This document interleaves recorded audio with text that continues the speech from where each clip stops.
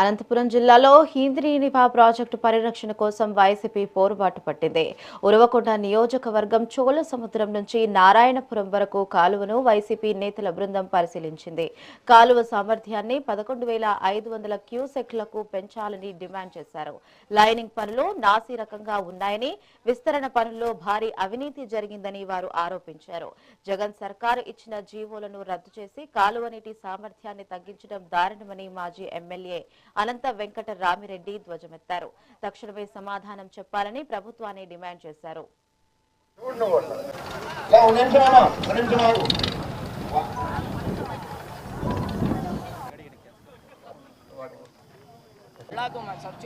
సంవత్సర కాలంగా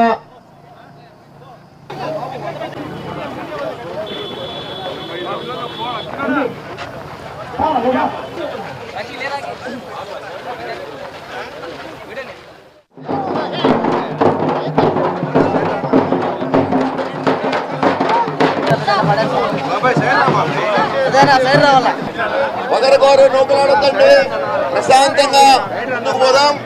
ఇంకా చాలా మంది మన పార్టీ జిల్లా మీడియా సహకరించండి. దయచేసి మనం రైట్ సైడ్ మీకు రైట్ సైడ్ వేల మంది ఈ రోజు ఈ హంద్రీనివా ప్రాజెక్ట్ చూసుకుంటూ వస్తున్నాం. చోళ సముద్రం నుంచి రైతాంగం కూడా ఇదేదో ఆసామాసీ ప్రాజెక్ట్ కాదు. కొన్ని సంవత్సరాల నుంచి కూడా ఈ రాయలసీమకు కృష్ణా జలాలు కావాలని చెప్పి అనేకమైన పోరాటాలు త్యాగాలు కూడా చేశారు. రాజశేఖర్ గారి నాయకత్వంలో 85 నుంచి కూడా 2004 వరకు కూడా ఈ రాయలసీమ ప్రాజెక్టులన్నీ కూడా పూర్తి చేయాలి, రాయలసీమను సస్యశ్యామలు చేయాలి అని చెప్పేసి ఆ రోజు అనేకమైన పోరాటాలు కూడా చేశారు 4 జిల్లాల వారు కూడా. ఎందుకంటే ఈ రాయలసీమ జిల్లాలంటే అత్యల్ప వర్షపాత జిల్లాలు కూడా ఈ రోజు కూడా. అందుకోసమే ఇక్కడ కూడా సస్యశ్యామలం చేయాలంటే కృష్ణా జలాలు సరైనమని చెప్పేసి మన పెద్దల త్యాగాల వల్ల అందరూ కూడా ఎందరో ముఖ్యమంత్రులు వచ్చారు. చంద్రబాబు నాయుడు దగ్గర కంటే ముందుండేవారు కూడా ఎవరు కానీ ప్రజల యొక్క ఆశలకు మాత్రం సహకారం చేయలేదు. రాజశేఖర్ గారు ముఖ్యమంత్రి అయినాక 2004లో 2005లో అనేక మార్లు చంద్రబాబు నాయుడు గారు, ఎన్టీ రామారావు గారు ఫౌండేషన్ వేసిన దాన్ని మరొక మారు వేసి ఈ రోజు 2012 నుంచి ఈ 4 జిల్లాలకు హంద్రీని ద్వారా వస్తుందంటే ఆ రోజు డాక్టర్ వైఎస్ రాజశేఖర్ గారి వలన. మేమందరం 2012 నుంచి అంటే దాదాపుగా 14 సంవత్సరాలు అయింది. కానీ మరొక మారు 2024లో ఈ కూటమి ప్రభుత్వం ఏర్పడిన తర్వాత ఎలా గండి కొట్టారో మన అందరికి కూడా ఆశలకు కూడా ఈ రోజు కూడా మనం ప్రత్యక్షంగా కూడా చూడడం జరిగింది. మేమంతా కూడా ఇంకా వెడల్పు చేయాలని చెప్పి మేము రాయలసీమ వాసులు కోరుకుంటూ ఉంటే ఈరోజు కుదించి, ఎందుకంటే చంద్రబాబు నాయుడు గారికి ఇది అలవాటు కూడా 40 టీఎంసీలకు ఆయనే ఫౌండేషన్ వేయడం, 5 టీఎంసీ మరొక మారు కూడా ఆత్మకూరు దగ్గర ఫౌండేషన్ వేయడం.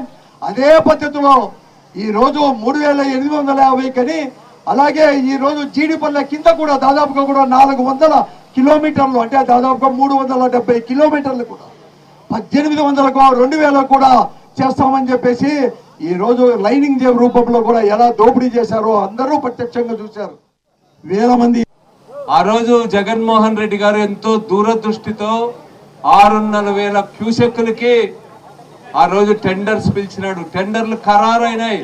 పనులు ప్రారంభమయ్యే దశలో ఎన్నికలు రావడంతో వెనక్కబడింది. కేవలం జగన్ గారి ముద్ర పడుతుందని దాన్ని 3,850 క్యూసెక్కులకి జీవోలను రద్దు చేసి ఈ యొక్క చంద్రబాబు నాయుడు గారు చేయడం జరిగింది. ఇంకోటి కూడా హంద్రీనివా మేము ఖర్చు పెట్టామని చెప్తున్నారు. అదనంగా ఏమైనా నీళ్లు తెచ్చే ప్రయత్నం చేస్తారా? ఒకవైపు 6,500 క్యూసెక్కులకు పెంచిన దాన్ని 3,850 క్యూసెక్కులకి కుదించి టెండర్లు పిలిచి ఆగమేఘాల మీద వర్కులు చేసినామని చెప్పుకుంటా ఉన్నారు.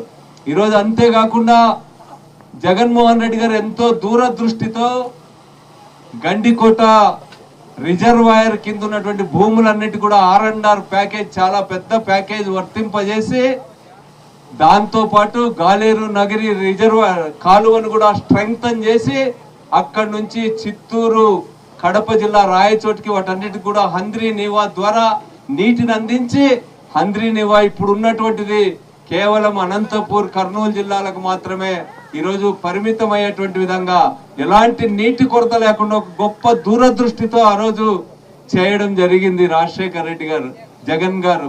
మళ్ళీ మీరంతా ఏం ఆలోచిస్తా ఉన్నారు? ఈ ప్రాంతం మీరు కేవలం మేము మీ నాసిరకం పనులు విమర్శించడానికి ఇక్కడ రాలా. మీరు అనంతపురం జిల్లా ప్రయోజనాలకి, రాయలసీమ జిల్లా ప్రయోజనాలకి, అదేవిధంగా నెల్లూరు ప్రకాశం జిల్లాలో అందరూ కూడా వాళ్ళ ప్రయోజనాలు మీరు దెబ్బ కొడతా ఉన్నారు. ఈరోజు కర్ణాటక రాష్ట్రంతో తెలంగాణతో మీరు సరైనటువంటి రీతిలో ఇక్కడ అన్యాయం జరగకుండా చూడటం లేదు. అప్పర్ భద్రా ప్రాజెక్టు వల్ల ఈరోజు హెచ్ఎల్సి ఎల్ఎల్సి మాకు జీవనాడు లాంటివి, ఆ రెండిటి యొక్క మనుగడ కూడా ప్రశ్నార్థకంగా తయారైంది.